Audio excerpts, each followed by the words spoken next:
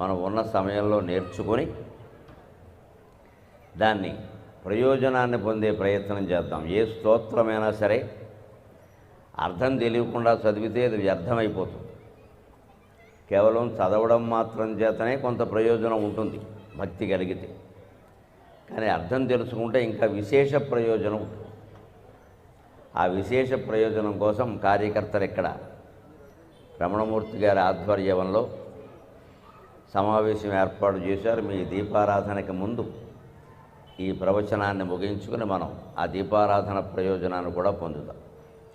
బ్రహ్మమురారి సురార్చితలింగం నిర్మలభాసిత శోభితలింగం జన్మజ దుఃఖ వినాశకలింగం తత్ప్రణమామి సదాశివలింగం దేవముని ప్రవరార్చితలింగం కామదహన కరుణాకరలింగం రావణదర్ప వినాశకలింగం తత్ప్రణమామి సదాశివలింగం సర్వసుగంధసులేపితలింగం బుద్ధివివర్ధనకారణలింగం సిద్ధసురాసురవందితలింగం తత్ప్రణమామి సదాశివలింగం కనకమకామణిభూషితలింగం ఫణిపతివేష్టితశోభితలింగం దక్షసుయజ్ఞవినాశనలింగం తత్ప్రణమామి సదాశివలింగం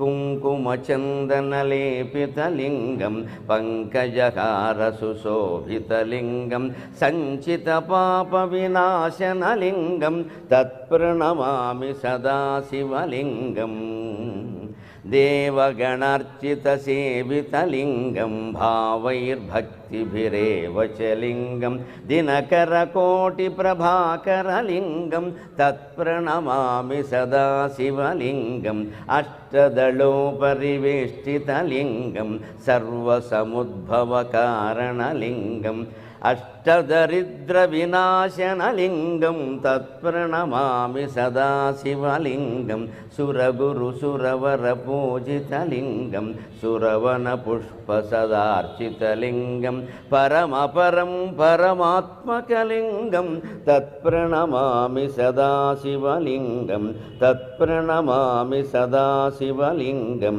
తత్ప్రణమామి సదాశివలింగం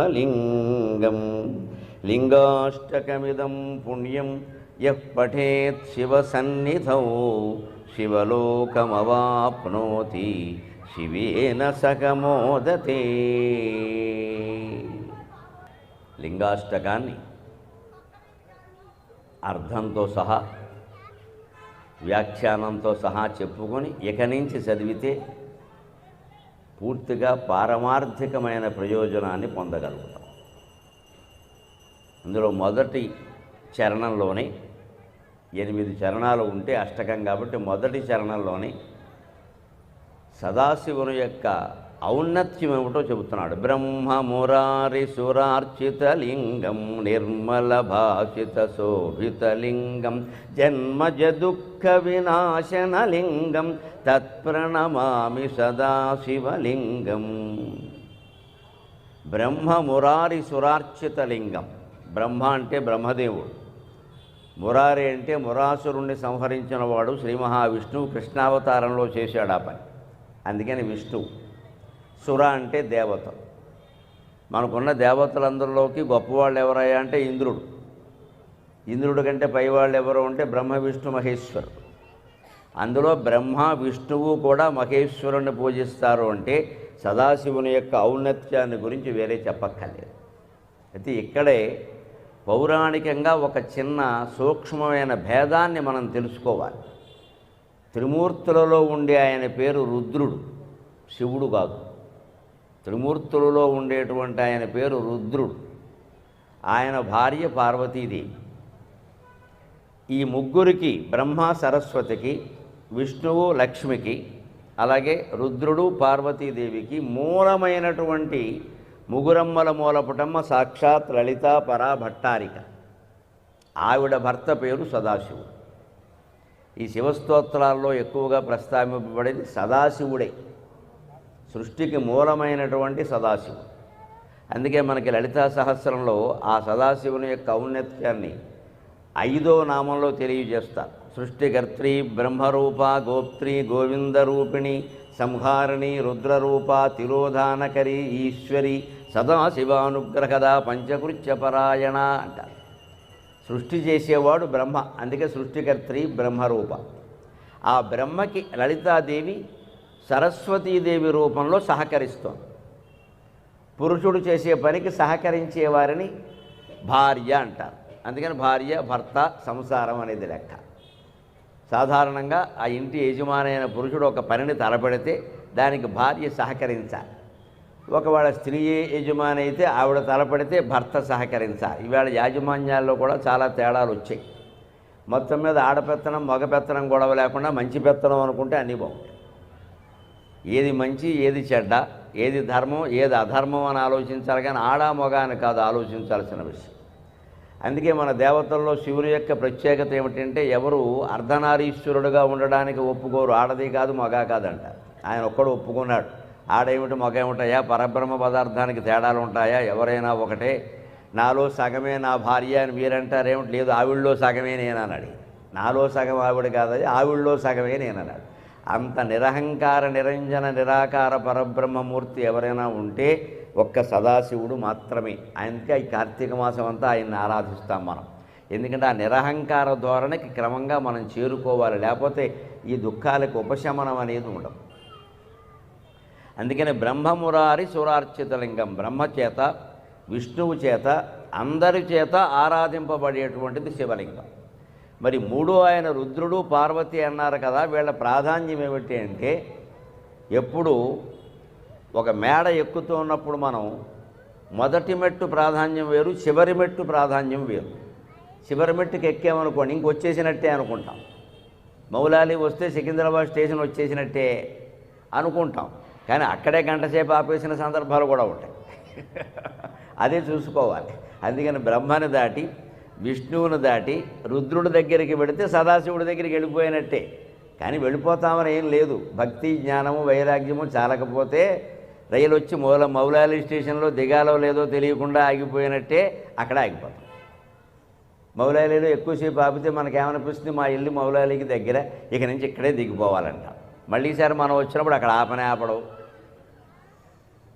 అలాగే ఉంటుంది వ్యవహారం అంతా. అందుకని పద్ధతి ప్రకారమే నడవాలి. ఏదైనా సరే సికింద్రాబాద్ రావాల్సిందే, మన ఇంటికి మనం వెళ్ళాల్సిందే. ఓసారి ఆగింది కదా అని మౌలాలీలో దిగామంటే ఇంకోసారి ఆగాలని ఏం లేదు అక్కడ. అందుకని రుద్రుడు పార్వతి ఎలాంటి వారు అంటే చివరి మెట్టు లాంటివారు. అందుకే పార్వతీదేవిని లలితాదేవికి మరొక రూపంగానే మనం భావిస్తాం, ప్రత్యేకించి వేరేగా భావించం అసలు. ఎందుకంటే చివరి మెట్టు ఎక్కితే ఆ మేడ ఎక్కినట్టేగా. మొదటి మెట్టు ఎక్కినా, మధ్య మెట్టు ఎక్కినా చివరి వరకు ఎక్కినట్టు కాదు, ఇంకా చాలా మెట్లు ఉన్నాయి. చివరి మెట్టు వరకు వచ్చామనుకోండి ఎక్కినట్టే. అందుకని పార్వతీదేవి రుద్రుడు సంహారకర్తలుగా మనకు అర్థమైతే ఖచ్చితంగా మనకి సృష్టి అంతా అర్థమైనట్టే. అందుకని పార్వతిని చేరుకుంటే లలితాదేవిని చేరుకున్నట్టే, కానీ అక్కడితో ఆగిపోదు, అయిపోదు. అందుకే సృష్టికర్త్రి బ్రహ్మరూప, గోప్త్రి గోవిందరూపిణి, కాపాడే రూపంలో లలితాదేవి గోవిందుడుగా ఉంది. అలాగే సంహారిణి రుద్రరూప అన్నారు. మూడవది సంహారం అనే పని చేసి ఆయన రుద్రుడు, కానీ ఆయన సదాశివుడు కాదు. ఎందుకంటే సదాశివుడు తర్వాత చెబుతున్నారు మళ్ళీ. సంహారిణి రుద్రరూప, ఆ పైన తిరోధానకరి ఈశ్వరి, ఈ సృష్టిని మొత్తం కనబడకుండా చేస్తుంది. తిరోధానము అంటే కనబడకుండా చేయడం, వెనక్కి తిప్పేది. అంటే మళ్ళీ సృష్టి ప్రారంభమయ్యే వరకు మరి ఇది కనబడకూడదు కదా, అందుకని వెనక్కి వెళ్ళాలి. ఒక నాటకం వేశారనుకోండి, నటులు వచ్చి ఆ నాటకం అయిపోగానే వాళ్ళు ఏం చేస్తారు, తెర వెనక్కి వెళ్ళిపోతారు. ఎందుకు, మళ్ళీ తర్వాత ఎప్పుడో వాళ్ళ నాటకం ఏమని పిలిచే వరకు వాళ్ళు రంగులు వేసుకోరు, వెనక్కి వెళ్ళిపోతారు. వెనక్కి వెళ్ళిపోయినంత మాత్రాన్ని మానేసినట్టు కాదు, మళ్ళీ ఆ పాత్ర అవసరమైతే వేదిక మీదకి రావాలి. పూర్తిగా రంగు చెరుపుకునే వరకు ఆ నాటకం మానేసినట్టు కాదు. ఒక్కో పాత్ర తన పాత్ర అయిపోగానే, ఆ దృశ్యంలో అయిపోగానే వెనక్కి వెళ్ళిపోతాడు, తెర వెనక్కి వెళ్ళిపోతాడు. మళ్ళీ తర్వాత ఎప్పుడో చివరిలో వస్తాడు, ఒక అరగంట పోయాక ఇంకో గంట పోయాక వస్తాడు. అంతవరకు అతను మేకప్ చెరుపుకోడు. మనం పల్లెటూళ్ళలో నాటకాల్లో చూసేవాళ్ళం, రాముడు పాత్ర వేసి మధ్యలో వెనకాలకు వచ్చినవాడు. మా చిన్నతనంలో చూస్తుంటే రాముడు చుట్టకాలు వస్తున్నాడు, మాకందరికీ ఎంత బాధ అయిపోయిందో. రాముడు చుట్టకాలు వస్తున్నాడు, రాముడైతే ఏం చేస్తాడు, వాడు రామారావు కాల్చక ఏం చేస్తాడు, వాడు గొడవ వాడిది, పైగా ఖాళీగా కూర్చుంటాడు అక్కడ. కానీ మాకు చిన్నతనంలో తెలియక శ్రీరాముడు చుట్టకాలు వస్తున్నాడు, అయ్యి బాబోయ్ అని వాడితో దెబ్బలాట పెట్టుకున్నాం. నువ్వెవడవయా మాకు చెప్పడానికి అంటాడు ఆయన. పైగా పిల్లలం కదా మేము. కానీ మన మనోభావాలు ఎలా ఉంటాయి? వేదిక మీద ఈయన శ్రీరాముడుగా వేశాడు, వెనకాల కూర్చుంటే మాత్రం చుట్టకాలిస్తే అంటే మరి వాడి నిజవేషం అవుతుందండి, వాడి అలవాట్లు పోతాయా? అలాగే వెనక్కి వెళ్ళినంత మాత్రాన సృష్టి మళ్ళీ రాదు అని లేదు. వెనక్కి వెళ్ళి చుట్టకాల్చినంత మాత్రాన వాడు రాముడు వేషానికి పనికిరాడని ఏమీ లేదు. వాడు వచ్చి మళ్ళీ రాముడిగా నిలబడితే సాక్షాత్తు రాముడిని అక్కడ చూపించేస్తాడు, మనకి అనుమానం ఏం లేదు. అందుకని ఈ జగత్తంతా ఒక నాటకం అని గమనిస్తే తప్ప జీవితం అర్థం కాదండి. ఇది ఒక నాటకం. ఇది లలితాదేవి ఆడిస్తున్న నాటకం. ఆవిడ భర్త సదాశివుని సంతోషం కోసం ఆడిస్తున్న నాటకం. అందులో ఆవిడ సూత్రధారిణి, మనమంతా పాత్రధారులం. అంటే జీవితం చాలా తేలికైపోతుంది. ఎప్పుడు శివనామస్మరణ చేసుకుంటూ హాయిగా ఉంటాం. ఏది వస్తే దానికి స్వాగతం చెబుతాం. మంచి రాని చెడ్డ రాని, శుభం రాని అశుభం రాని, సంపద రాని ఆపద రాని. భగవద్భక్తి ఉన్నంతకాలం ఆపదలు కూడా మనం ఏం చేయలేవు.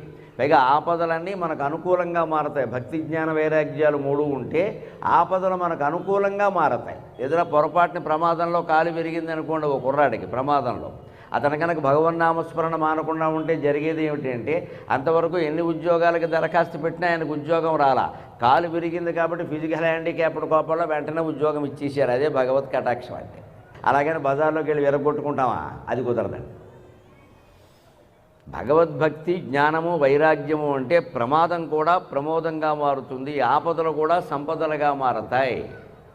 అందుకే దానికి మూలంగా ఇక్కడ చెబుతూ సృష్టికర్త్రి బ్రహ్మరూప గోప్త్రి గోవిందరూపిణి సంహారణి రుద్రరూప తిరోధానకరి ఈశ్వరి. మొత్తం సృష్టిని ఆవిడ నాటకంలో వేసే పాత్రధారులు తెర వెనక్కి వెళ్ళినట్టుగా తెర వెనక్కి తిప్పేస్తుంది. తిరోధానం మళ్ళీ ఏం చేస్తుంది? మళ్ళీ డ్రామా మొదలెట్టాలిగా, మళ్ళీ ఇంకో చోట నాటకం వేయాలా వద్దా? మొదటాడ సినిమా అయిపోగానే మళ్ళీ ఇంకో 2వ ఆట వేయడం లేదేటి? పొద్దు నుంచి 5-6 ఆటలు వేస్తున్నారు. ఎందుకు వేయరు? ఆటలో ఏం మార్పులు ఏమి ఉండవు కదా, అలాగే మళ్ళీ చేస్తారు. సృష్టి కూడా అంతే, మళ్ళీ 2వ ఆట మొదలవుతుంది. దానికి ఎవరి అనుగ్రహం కావాలి? సదాశివానుగ్రహదా అన్నారు. సదాశివుని యొక్క అనుగ్రహంతో ఆయన నుంచి శక్తిని సంపాదించుకుని మళ్ళీ అమ్మవారు ఈ నాటకం అంతా ఆడిస్తుంది. ఈ రకంగా పంచకృత్యాలు చేస్తుంది ఆవిడ. అందుకే పంచకృత్యపరాయణ అన్నారు. పంచకృత్యాలు ఏమిటంటే సృష్టి, దాని రక్షణ పోషణ, 3వది దాని సంహారం, 4వది తిరోధానం, దాన్ని వెనక్కి గంటేయడం, 5వది దాన్ని మళ్ళీ ప్రవర్తింపజేయడం, మళ్ళీ అనుగ్రహంతో మళ్ళీ మొదలుపెట్టడం. ఇది 5 కృత్యాలు.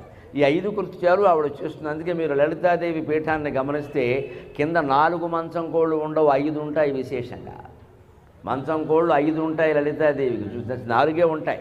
4తో పాటు పైన సదాశివుడు ఉంటాడు. మంచం కోళ్ళు 4 ఉన్నా బ్రహ్మ విష్ణువు రుద్రుడు ఈశ్వరుడు అని అక్కడ పేర్లు ఉంటాయి. చూసుకోండి మీరు. బ్రహ్మ విష్ణువు రుద్రుడు ఈశ్వరుడు 4 కోళ్ళు పేర్లు ఉంటాయి. పైన ఆవిడ వెనకాల పడుకుని ఉంటాడు సదాశివుడు. హాయిగా ఈ రుద్రాక్షలు పక్కకి వెళ్ళిపోయి ఉంటాయి. రిటైర్ అయిపోయిన మాస్టర్ తాళం చేతులు భార్యకి ఇచ్చి సుఖంగా నువ్వు చూసుకో, నాకు ఎందుకు వచ్చింది, పింఛన్ వస్తుంది కదా, ఇన్నాళ్ళ బట్టి పాఠాలు చెప్పాను పనికిమాలిన వాళ్ళందరికీ, ఎక్కడైనా విశ్రాంతి తీసుకోకపోతే ఎలాగంటే సర్లేండి నేను చూసుకుంటా మీరు కూర్చోండి అంటుంది ఆవిడ. అలాగే రిటైర్ అయిపోయిన మాస్టర్ లాగా సదాశివుడు సుఖంగా పడుకుని భార్య అయిన లలితాదేవికి తాళం చెవులు ఇచ్చేసాడు. సుఖంగా నువ్వు చూసుకో, ఈ షో అంతా అయిపోయాక చెప్పి మంగళం పాడేద్దామన్నాడు ఆయన. అదే సదాశివుడు అంటే. అందుకే ఆయనకి పేరు సదాశివుడు. సదా విష్ణువు, సదా ఇంద్రుడు, సదా గణపతి, సదా కుమారస్వామి ఉండదండి. శివుడికి మాత్రమే సదాశబ్దం ఉంటుంది ఖచ్చితంగా, సదాశివుడు అన్నమాట. అంటే ఎప్పుడూ ఉండేటువంటి కాలతత్వం శివుడు, అంతటా వ్యాపించినటువంటి ప్రదేశతత్వం విష్ణువు. ఈ ప్రదేశాన్ని కాలాన్ని, స్పేస్ అండ్ టైం రెండింటినీ కూడా మధ్యలో కాజేషన్ కార్యకారణ సంబంధంతో కలిపే మహాశక్తే లలితాదేవి. ఈ ముగ్గురే హిందూ ధర్మంలో ప్రధాన దేవత. మనకి ప్రధాన దేవతలు మనం ఎన్ని రకాల ఆరాధనలు చేసుకున్నా హిందూ ధర్మంలో ప్రధాన దేవతలు ఎవరయ్యా అంటే శివుడు, విష్ణువు, అమ్మవారు, ముగ్గురు. ఈ ముగ్గురు ఎందుకయ్యా అంటే ఊరికే ఏదో ముగ్గురు ఇంకో నలుగురిని పెట్టలేక కాదు, లేదా ఒకరినే పెట్టలేక కాదు. సృష్టికి 3 కారణాలు ఉన్నాయి. ఒకటి దేశం కాలం, 2వది కాలం, 3 పరిస్థితులు అంటే కాజేషన్ కార్యకారణ సంబంధం. ఆ దేశము అంటే ప్రదేశం, కంట్రీ అని అర్థం కాదు, ఇక్కడ స్పేస్. అందుకే అది విష్ణువు, అంతటా వ్యాపించిన తత్వం విష్ణుమూర్తి. అందుకే విష్ణు శబ్దానికి అర్థం ఏమిటంటే వ్యాప్నోతీతి విష్ణువు అన్నారు వ్యాకరణంలో. వ్యాపించిన తత్వాన్నే విష్ణువు అంటారు. శివుడు తత్వం ఏమిటి అంటే సదాశివుడు అన్నారు. ఎప్పుడూ ఉండేవాడు. ఎప్పుడు అంటే కాలమే కదా, పొద్దున్న సాయంత్రం అనుకున్నా ఎప్పుడూ అంటున్నాం మనం, అంటే కాలం అని అర్థం. కాలతత్వమే శివుడు. అందుకే కాలభైరవుడు, కాలకాలుడు, మహాకాలుడు, త్రికాలజ్ఞుడు ఇవన్నీ శివుడికే పేర్లు ఉన్నాయి. కాళేశ్వర స్వామి, ఇవన్నీ శివుడికే పేర్లు. ఎందుకంటే కాలతత్వమే శివుడు, ప్రదేశతత్వం విష్ణువు. మరి కాలం ప్రదేశం ఎలా ఏర్పడతాయండి? కాలం ఎలా ఏర్పడుతుంది? ఈ చివరి నుంచి ఆ చివరికి నడవడానికి ఎంతసేపు పట్టింది అంటే మనం ఏదో 1 నిమిషం అన్నాం అనుకోండి. ఈ చివర ఆ చివర మధ్యలో వేదిక లేకపోతే కాలం ఎక్కడి నుంచి చూస్తారు మీరు? అంచేది ప్రదేశం ఉంటే కానీ కాలం లెక్క తేరదు.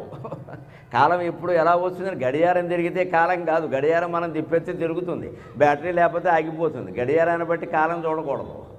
దేన్ని బట్టి చూడాలి కాలము అంటే ఏదైనా ఒక పని చేయడానికి ఎంత సమయం పడుతుందో దాన్ని బట్టి కాలాన్ని లెక్క కట్టాలి. ఆ పని చేయడానికి సమయం అన్నామంటే మనం ప్రదేశం అక్కడ ఉన్నట్టే, ఆ ప్రదేశం ఈ చివరి నుంచి ఆ చివరికి ఉన్నట్టే. అందుకని ఈ చివర ఆ చివర లేనిదే ఈ ప్రదేశం లేదు, ఈ ప్రదేశం లేనిదే కాలము లేదు. అంటే దేశము ఉండవలసిందే, కాలము ఉండవలసిందే. ఈ మధ్యలో నడవడం అనే ఓ ప్రక్రియ ఉంది కదా, అదే పరిస్థితి, అదే శక్తి. శక్తి లేనివాడు నడవలేడు కదా, ఆ శక్తి అమ్మవారు. ఇది 3 తత్వాలు. అంటే హిందూ మతాన్ని మించిన వైజ్ఞానిక మతం అనేది ప్రపంచంలో ఉండే అవకాశం లేదండి. హిందువులుగా మనమంతా గర్వించాలి ఖచ్చితంగా. ఈ దేశకాల పరిస్థితులు ఇలా ఉన్నప్పటికీ వర్షం కురిసేందుకు ఒక శక్తి కావాలి, ఆ శక్తే ఇంద్రుడు. వంట వండుకోవడానికి, యజ్ఞం చేయడానికి అగ్ని కావాలి, ఆ శక్తే అగ్ని. పగలంతా ప్రకాశించడానికి, రాత్రి మరో చోట ప్రకాశించడానికి ఒక శక్తి కావాలి, ఆ శక్తే సూర్యుడు. రాత్రి వెన్నెలలు కురిపించడానికి అదుగో ఏకాదశి త్రయోదశి నాడు చందమామ ఎంత అందంగా వెలుగొందుతున్నాడో చూడండి, ఆ శక్తి కావాలి, ఆ శక్తి వెన్నెల. అదేమి సామాన్యమైన శక్తి కాదు, కొన్ని కోట్ల మైళ్ళ దూరంలో ఉంది ఇది. కానీ ఆ వెన్నెలకి ఇక్కడ మొక్కలు బతుకుతున్న ఆశ్చర్యకరమైన విషయం అది. చంద్రుణ్ణి ఓషధి నాంపతికి అంటారు వేదంలో. మన వరి కానీ, గోధుమ కానీ, ఇతరత్ర రకరకాల వంగడాలన్నీ చెబుతూ ఉంటామో, మన పప్పు ధాన్యాలు, కాయధాన్యాలు, ఏ ధాన్యమైనా వెన్నెల లేనిదే బతకదండి. కేవలం సూర్యరశ్మి సరిపోదు, సూర్యరశ్మి ఉండాలి, కానీ వెన్నెల కూడా పడాలి. అందుకని చంద్రుణ్ణి ఓషధి నాంపతి అంటారు. ఆయుర్వేదం మందులు తయారు చేసే వాళ్ళని చూస్తే బాగా తెలుస్తుంది. వాళ్ళు కలవంలో పెట్టి నూరుతారు మందులను, తెలుసా? ఎప్పుడు నూరుతారు అనుకుంటున్నారు? పున్నమిలా నూరుతారండి ప్రత్యేకంగా. కృష్ణపక్షంలో మందులు నూరండి, సాధారణంగా శుక్లపక్షంలో నూరుతారు, అది కూడా అష్టమి తర్వాత. అష్టమి చంద్ర విభ్రాజ దళిక స్థల శోభిత. శుక్లపక్షంలో అష్టమి నాటి నుంచి వెన్నెల పెరుగుతూ ఉంటుంది, వెన్నెల పెరుగుతూ ఉంటుంది ఖచ్చితంగా. అందుకని ఆయుర్వేదం మందు బాగా పనిచేయాలంటే దానికి ఏదో పొడవు ద్రావకం అన్నీ తయారు చేసి దాన్ని కలవంలో వేసి ఆ వైద్య ఆచార్యుడు వెన్నెట్లో కూర్చుంటాడు. ఏసీలో కూర్చుంటే పనిచేయదు, ఇది గడ్డగట్టుకుపోతుంది. వెన్నెట్లో కూర్చుని నూరుతాడు, ఆ వెన్నెల కిరణాలు కూడా అందులో పడాలి. ఆ రకంగా చంద్రుడు అదొక శక్తి. ఇది ఈ శక్తులే మనకి దిక్పాలకులుగా ఉన్నారు. వాయువ్యంలో వాయువు, ఈశాన్యంలో ఈశ్వరుడు, ఆగ్నేయంలో అగ్ని, అలాగే నైరుతిలో నిరుతి, ఇలాంటి శక్తులుగా ఉన్నారు. అంటే ఇదంతా ఒక మహాపరిపాలనా వ్యవస్థ. ఇందులో 3 ప్రధానం, శివుడు, విష్ణువు, అమ్మవారు. మిగిలిన దేవతలు కూడా ప్రధానమే. మొత్తం మీద ఎవరండి టాప్ హీరో ఎవరయ్యా అంటే సదాశివుడే, అనుమానం లేదు. ఇంకా బ్రహ్మమురారి సురార్చితలింగం నిర్మల భాషిత శోభితలింగం. మనం శివలింగానికి అర్చన చేస్తున్నామంటే శివుణ్ణి మించిన దైవం లేడు అనుకునే భావనతో అర్చన చేయాలి. ఏమో కరుణిస్తాడో కరుణించడో, ఇలాగే ఉంటాడు, ఎవరిని కరుణించిన దాఖలాలు లేవు, కరుణిస్తుంటే ఎవరన్నా ఫోటో తీశారా, ఇలా అనుమానిస్తే ఉన్న శివుడు కూడా వెళ్ళిపోతాడు అక్కడ. నమ్మకం లేకుండా దేవతార్చన అనేది కుదిరే పని కాదు. పైగా మన సంప్రదాయం ఎటువంటిది అంటే మీరు ఏ దేవుణ్ణి ఏ రూపంలో ఆరాధించినా ఆ సమయంలో ఆ దేవుడే ముక్కోటి దేవతలకి అధిపతి అని భావించాలి. ఆ భావన వల్లే ఆయన అవుతాడు ఖచ్చితంగా. భావన లేకపోతే కాడు. అంతేగాని వీరు గొప్ప వారు గొప్ప అని చర్చలు మొదలెట్టకూడదు. ఇక్కడ అందరూ గొప్పే. అసలు ఈ ఆరాధన అంతా మనం ఎందుకు చేస్తున్నామంటే మనమే ఆ దేవుడనే విషయం అర్థం కాక, అంతకంటే ఏం లేదు ఇక్కడ. అది అర్థమైనా నువ్వేమి చేయక్కర్లేదు. ఆ ఒక్కటే అర్థమైతే ఇంకేమీ అర్థం కావక్కల. ఆ ఒక్కటే అర్థం కానంతకాలం ఎన్ని అర్థమైనా ఉపయోగం లేదు. అందుకే వేదంలో యజ్ఞాత్వా సర్వమిదం విజ్ఞాతం భవతి, యశ్రుత్వా సర్వమిదం శృతం భవతి, యదృష్ట్వా సర్వమిదం దృష్టం భవతి. ఏది చూస్తే ఇంకేది చూడవలసిన అవసరం లేదు, ఏది వింటే ఇంకేది వినవలసిన అవసరం లేదు, ఏది తెలుసుకుంటే ఇంకేది తెలుసుకోవలసిన అవసరం లేదు. అదే పరబ్రహ్మ తత్వం అన్నారు. అదే నువ్వు తత్వమసి, అదే నేను అహం బ్రహ్మాస్మి. ఆ నేను నువ్వు అనే లోపల ఏది పలుకుతోందో అదే భగవంతుడు. ఆ భగవంతుడిని తెలుసుకోవడానికే మనం బయటకు వచ్చాం, శరీరం ధరించాం. కాబట్టి విగ్రహారాధన చేయక తప్పదు, మరో దారి లేదు ఇక్కడ. ఏదో లోపల కూర్చొని కళ్ళు మూసేసుకుని చేసేస్తామంటే కుదరదండి. ఇక్కడ ఎదురుగా ఉండాల్సిందే, మనం చేయాల్సిందే, ఇన్ని దీపాలు ఇక్కడ పెట్టాల్సిందే, దానికి ఓంకారం జోడించాల్సిందే. ప్రమిదలన్నీ ఓంకార రూపంలో అమర్చారంటే అక్కడ మరి ఓంకారం కాకపోతే శివుడు, ఓంకారం ఉన్నచోట శివుడు కాకపోతే ఎవరు ఉంటారండి? అందుకే ఆ భావనతోనే మనం చేయాలి. అన్ని ప్రమిదలు పెట్టినా సరే, అన్ని ఒత్తులు పెట్టినా సరే, అంత నూనె పోసినా సరే, చుట్టూ అంత అందమైన అలంకారం చేసినా సరే, మన మనస్సులో కనుక ఆ పవిత్రమైన భావన లేకపోతే కుదరదు. ఆ పవిత్రమైన భావన ఉంటే మీ అలంకారంలో కొంచెం తేడా ఉన్నా పర్వాలేదు, కావాలని చెడగొట్టద్దు, కానీ తేడా ఉన్నా పర్వాలేదు. ఓ ప్రమిద అట్టెళ్ళినా, ఓ ప్రమిద ఇట్టెళ్ళినా కొంపలు అంటుకుపోవు. అలా భావించక్కల, మన మనోభావనే ముఖ్యం. నిర్మల భాషిత శోభితలింగం అన్నారు రెండో చరణంలోనే. నిర్మలమైనటువంటి ప్రకాశం ఎక్కడ ఉంటుందో అక్కడ శివుడు ఉంటాడు. నిర్మలమైన ప్రకాశం అంటే మనస్సులో రాగద్వేషాలు లేకపోవడం. ముందు మన కుటుంబ సభ్యులతో మనం కలిసిపోవాలి, బయట వాళ్ళతో కాదు. ఇంట్లో ఏ ఇంట్లోనూ కూడా ఈవేళ 2, 3, 4 మహా ఇదే. పెద్దాళ్ళని తీసుకెళ్ళి వృద్ధాశ్రమంలో బారేశంగా, చిన్నపిల్లల్ని తీసుకెళ్ళి హాస్టల్లో బారేశంగా ఎవరున్నారండి ఇక్కడ? మొగుడు పెళ్ళాం లింగులు ఇటుకుంటూ కొట్టుకుంటున్నారు వీళ్ళు కూడా. ఇదో పెద్ద సంసారమా? 10 మంది పిల్లలు ఉన్నప్పుడు ఎప్పుడు కొట్టుకోవడం మేము చూడలేదు ఇక్కడ. ఒకరి కోసం ఒకరు తాపత్రయపడ్డమే. కానీ ఇవాళ ఉన్నది ఇద్దరు ఇంకా ఓహో ఇగో అంటే ఇగో, చివరికి యూగో అంటే యూగో, అంతే అయిపోయింది. ముందు ఈగో, తర్వాత యూగో. నువ్వు నాకు అక్కర్లేదంటే నువ్వు నాకు అక్కర్లా. ఇంతంత అహంకారాలు వచ్చేస్తున్నాం. మళ్ళీ అందరూ కార్తీక మాసమే, అందరూ దీపాలే, నమశివాయ అడావుడు పెట్టుకుని వచ్చేస్తారు. మొత్తం నేను 10 పెడతా, నేను 100 పెడతా, నేను 1000 పెడతా, తర్వాత మొత్తం పుల్లెట్టేది కూడా నువ్వే ఇక్కడ దీపంతో పాటుగా. ముందు దీపం పెడతాం, తర్వాత పుల్లెడతాం. అదే నిర్మల భాషిత శోభిత లింగం అంటే అర్థం. అది పుల్లెట్టే పని అనుకోవాలి. ఇంట్లో వాళ్ళతో పడట్లేదు మనకి, బయట వాళ్ళతో ఏం పడుతుందండి? ఇంట్లో ఉంటున్నావు అంటే మనం భర్త అయినా, భార్య అయినా, పిల్లలైనా, ఎవరైనా నా కారణంగా మిగిలిన 3 సుఖంగా ఉండాలి అనుకుంటే ప్రతి కుటుంబం స్వర్గంలో కల్పతరువులో ఉంటుంది. నేను కష్టపడతాను, నా కారణంగా మిగిలిన వాడు బాగుండాలి. ఈ మాట రావాలి భార్య నోట, భర్త నోట. వాళ్ళకు వస్తే పిల్లల నోట కూడా అదే వస్తుంది. భార్యాభర్త అన్యోన్యంగా ఉండడాన్ని చూసినటువంటి తల్లిదండ్రి, అన్యోన్యంగా ఉండడాన్ని చూసినటువంటి అమ్మాయి కానీ అబ్బాయి కానీ జీవితంలో ఎప్పుడూ విడిపోరండి, అనుమానం లేదు. ఆ చూసిన దాన్ని బట్టి ఉంటుంది, దాని ప్రభావం అంతా అక్కడే ఉంటుంది. వీళ్ళు తిట్టుకుంటూ లేస్తారు పొద్దునే, వాళ్ళు కొట్టుకుంటూ లేస్తారు. మరి ఎందుకంటే వీళ్ళు తెలుగు మీడియం, వాళ్ళు ఇంగ్లీష్ మీడియం కదా, అడ్వాన్సు. తెలుగు మీడియం వాళ్ళు తిట్టుకుంటూ లేస్తే ఇంగ్లీష్ మీడియం వాడు కొట్టుకుంటూ లేస్తాడు. ఈ ధోరణి నుంచి బయటపడాలంటే ఈ అర్థం తెలుసుకోవాలి. నిర్మల భాషిత శోభిత లింగం. నిర్మలమైన మనస్సు లేకపోతే నువ్వు ఎన్ని పూజలు చేసినా ఒకటే. అందుకే శివుడి మీద పూజ చేసిన ద్రవ్యాన్ని మర్నాడు ఏమంటారండి? నిర్మాల్యం అంటారు. గమనించండి, నిర్మలత్వం నుంచే నిర్మాల్యం అనే మాట వచ్చింది. శివుడి మీద మారేడాకులు పెట్టాం, పువ్వులు పెట్టాం, ఏదో పెట్టాం. ఆ రోజు అది పూజా ద్రవ్యం, మర్నాడు నిర్మాల్యం. ఆ నిర్మాల్యం కొంచెం ఎక్కువైంది అనుకోండి, పువ్వుల ఆకులు ఎక్కువ లక్షపత్రి పూజ చేసామనుకోండి, అదంతా తీలేదనుకోండి, శివుడు కనపడ్డావు, అంతే కదా. అందుకే శంకరాచార్య చెబుతారు, ఆ నిర్మాల్యం తొలగిస్తే కానీ శివుడు కనపడినట్టే నీలో ఉండే మాలిన్యం తొలగిస్తే కానీ గుండెల్లో శివుడు కూడా కనపడడు రా.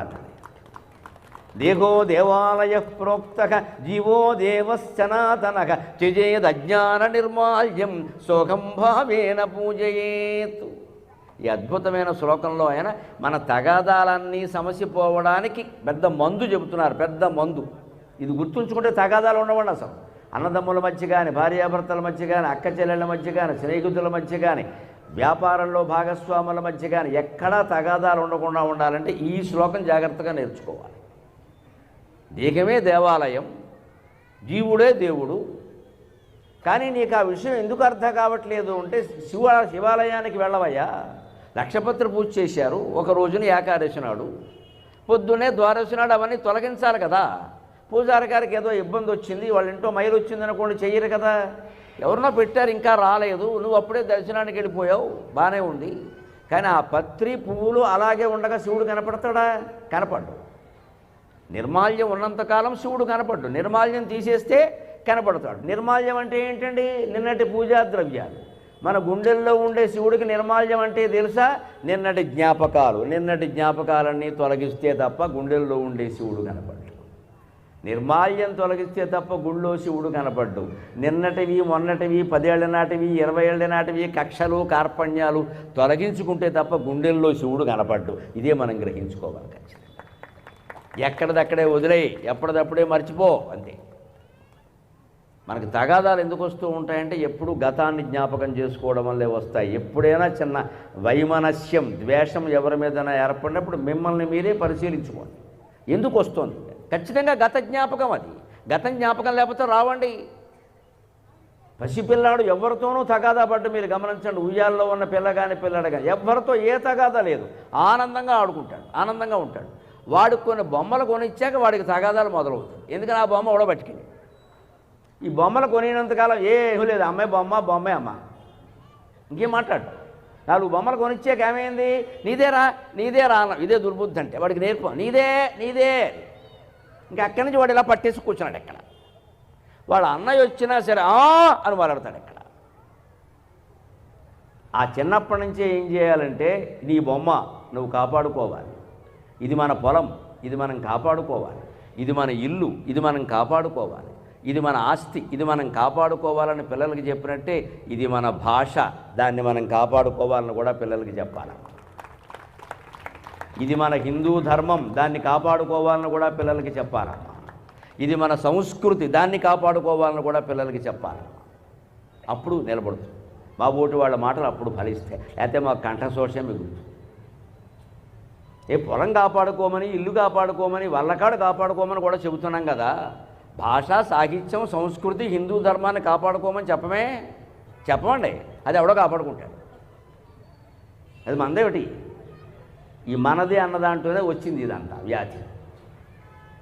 అంచేతనం నిన్నటి పూజాద్రవ్యాలు తొలగించకపోతే శివుడు కనపడనట్టే, నిన్నటి జ్ఞాపకాలు తొలగించకపోతే గుండెల్లో ఉన్న పరమాత్మ కూడా కనపడి, గుండెల్లో ఉన్నాడు ఆయన. ఎందుకు కనపడి? చెత్త వేసావు పైన బాగా, మొత్తం డస్ట్బిన్ అనుకుని రోడ్డు మీద చెత్త అంతా పారేసావు. ఇదే బంధాలు. చెత్త అంటే బంధాలు. వాళ్ళు ఇలా అన్నారు, వీళ్ళు ఇలా అన్నారు, వాళ్ళు పిలిచారు, నన్ను పిలవలేదు, వాళ్ళకి ఏదో పెట్టారు, నాకు ఏదో పెట్టలా, వాళ్ళకి టికెట్ ఇచ్చారు, నాకు టికెట్ ఇవ్వాలా, వాడు గెలిచాడు, నేను గడవలా, ఇవన్నీ వస్తాయి ఇక్కడ. ఇవన్నీ ఏమవుతాయి? ఇవన్నీ జ్ఞాపకాలు. ఇంకా అక్కడి నుంచి కష్టలు కార్పణ్యాలు. ఇవి వదిలేయడమే ధర్మం. అదే నిర్మల భాషిత శోభితలింగం. జన్మజ దుఃఖ వినాశకలింగం. జన్మజ అంటే జన్మ కారణంగా ఏర్పడి, జన్మ కారణంగానే మనకు దుఃఖాలన్నీ వచ్చాయి. జన్మ లేకపోతే దుఃఖం లేదు. ఒక్క మాట సూటిగా చెబుతాను, ఆలోచించండి. కటువుగా ఉండొచ్చు కానీ పరమసత్యం. అందరి జీవితాలు గొప్పవో కావో మనం చెప్పలేమండి, కానీ అందరి మరణాలు గొప్పవేనండి ఖచ్చితంగా. జీవితం అందరిది గొప్పదో కాదో మనం చెప్పలేమండి, కానీ ప్రతి వ్యక్తి మరణం గొప్పదేనండి. ఎందుకో తెలుసా? మంచివాడు మరణిస్తే వాడికి విముక్తి, చెడ్డవాడు మరణిస్తే మనకి విముక్తి. మొత్తం మీద గొప్పదే మరణం. నన్ను అడిగితే జీవితం కంటే మరణం గొప్పది. దెబ్బకి సాల్వ్, మొత్తం అన్ని సమస్యలు పరిష్కారం అయ్యాయి. 10 కోట్లు బాకీలు ఉండొచ్చు, ప్రాణం పోయిన తర్వాత ఏం చేస్తారు? ఇంకా ఎవడో అడగడమే, ఏదో చూసుకుంటారు. పెళ్ళాం పిల్ల ఎవరుంటే వాడికి లేదు కదా, మొత్తం రుణాలు తీరిపోయి. ఏదో పెద్ద పీఠం కావాలనుకున్నాడు, చచ్చే వరకు ఏడిచాడు, ప్రాణం పోయింది. ఇంకేం అడుగుతాడు? ఏడవడానికి వాళ్ళు ఏడు. ఇక్కడ ఆ పీఠం ఒక్కలేదు, చెనుదిరిపోయింది. అంటే వారి జీవితం గొప్పదా, వీరి జీవితం గొప్పదా అంటే మనం చెప్పలేమండి. ప్రతివాడి జీవితంలో కొన్ని ఇబ్బందులు ఉంటాయి, కొన్ని సుఖాలు ఉంటాయి, కొన్ని దుఃఖాలు ఉంటాయి, కొన్ని మానాలు ఉంటాయి, కొన్ని సన్మానాలు ఉంటాయి, కొన్ని అవమానాలు ఉంటాయి, కొన్ని జయాలు ఉంటాయి, కొన్ని అపజయాలు ఉంటాయి. మరణం మాత్రం ఎవరిదైనా గొప్పదేనండి, అనుమానం వెళ్ళ. ఎందుకంటే మంచివాడు మరణిస్తే శనుదులిపోయింది, వాడికి విముక్తి. చెడ్డవాడు మరణించాడుకో, మనకి శనుదులిపోయింది, మనకి విముక్తి. శ్రీరాముడు సైతం వైకుంఠానికి వెళ్ళిపోయాడు, ఎందుకంటే ఆయనకి విముక్తి, లేకపోతే వెళ్ళడం. శ్రీరాముడు వెళ్ళిపోవడం మనకి దుఃఖమే, కానీ ఆయనకి అది విముక్తే, లేకపోతే వెళ్ళడం, ఇంకెక్కడే కూర్చుంటాడు 11,000 ఏళ్ళు అయినా సరే. అందుకే యమధర్మరాజు స్వయంగా వచ్చి ఎవ్వరూ లేకుండా రామచంద్రమూర్తిని కలిసి, ఇక్కడ ఇంకా ఏం చేస్తావు పద అని చెప్పాడు. అయిపోయిందయ్యా, ఇంకేం కూర్చుంటావు, సీతాదేవి కూడా వెళ్ళిపోయింది అంటే పాపం అక్కడికి పాపం లక్ష్మణుడు నన్ను ఎంతో సేవ చేశాడు, ఇలా నాకు ఎంతో సేవ, ఇలా అన్నాడు పాపం మమకారం కొద్ది. అలాగా కాసేపట్లో చూడన్నాడు. పరిణామాలు అలాగే ఉంటాయి. యమధర్మరాజు రహస్యంగా రాముడితో మాట్లాడుతున్నాడు, దేవలోకం నుంచి వచ్చాడు కాబట్టి. అప్పుడు రాముడికి ఏం చెప్పాడు అంటే, మన ఇద్దరం మాట్లాడుకుంటూ ఉండగా ఎవ్వరూ రావడానికి వెళ్ళే శాసనం చేయి, వస్తే మరణశిక్షని చెప్పు అన్నాడు. మామూలుగా రాముడు చెప్పేశాడు. లక్ష్మణుడిని పిలిచి చెప్పాడు పైగా, లక్ష్మణ నువ్వే ఉండు, ద్వారపాలకుండా పెట్టడానికి వీల్లేదు, ఎవరో దేవదూత వచ్చారు, నేను మాట్లాడుతున్నాను, ఎవ్వరు లోపలికి రావడానికి వీల్లేదు, ఎవరు వస్తే వారికి మరణ శిక్ష అంటే అలాగే అన్నయ్య. పాప ఆయనకేం తెలుసు ఆయన కొంపే మునుగుతుందని. వీళ్ళిద్దరూ లోపల మాట్లాడుకుంటున్నారు. అక్కడికి దుర్వాస మహర్షి వచ్చాడు, పెద్ద పిడుగుబండింటే ఆయనకి టైం వచ్చేసింది అక్కడికి. నేను అత్యవసరంగా రాముడు చూడాలన్నాడు. ఇప్పుడు కుదరదండి, ఎవరో దేవదూత వచ్చారు, దేవదూత రావణదూత నాకు అనవసరం, నేను చూడాలి. లేదండి నా మాట వినండి మహర్షి అంటే అయోధ్య రాజ్యాన్ని మొత్తం శపిస్తా అన్నాడు ఆయన. పాపం లక్ష్మణుడు ఏమనుకున్నాడంటే, త్యాగమూర్తి, నేను లోపలికి వెడితే అన్నగారు నాకు మరణశిక్ష విధిస్తాడు, కానీ ఈయన్ని లోపలికి వెళ్ళనీయకపోతే ఈయన అయోధ్యని మొత్తం శపిస్తాడు, నా ప్రజలు నాశనం అయిపోతారు, అంతకంటే నేను పోవడమే మంచిది అనుకున్నాడు లక్ష్మణమూర్తి. అంతటి సేవాభావం, అంతటి త్యాగం.